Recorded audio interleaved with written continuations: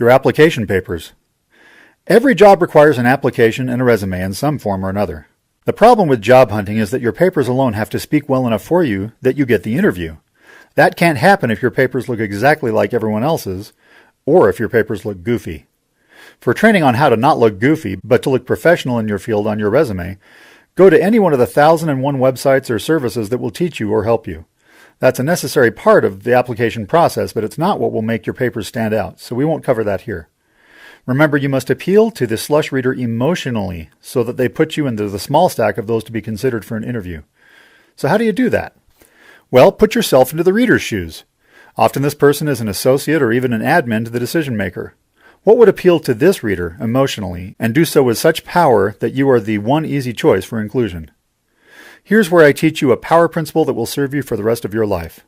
For every person you are likely to deal with, try to identify them by name in advance, and then do what I call benevolent stalking.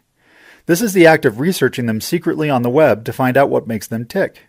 Do not break any laws, but you'd be amazed how much info you can get for your job hunt from just 3 sources: Google, LinkedIn, and the admin in their office. You can Google anyone, and sometimes some amazing detail pops up. You can often find out which associations they belong to. You can often find one or more bios that they posted. Sometimes you can even find out their hobbies and interests.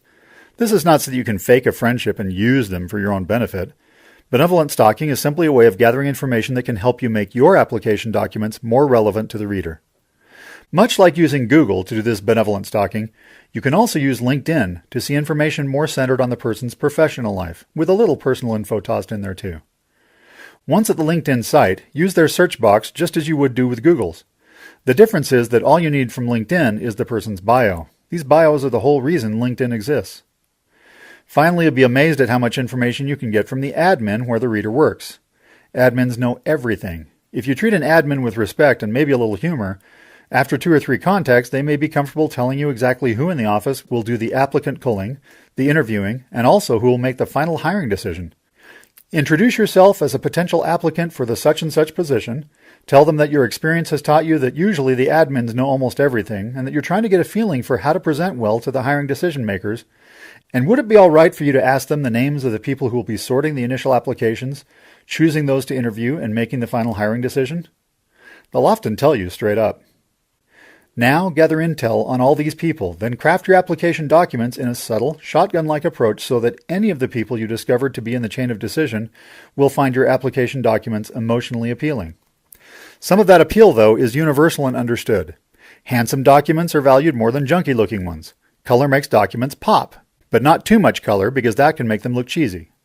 White space is better than super dense text on the page because the super dense text looks like a lot of work. Slightly heavier paper stock can leave a subliminal impression of greater value, which will attach to you.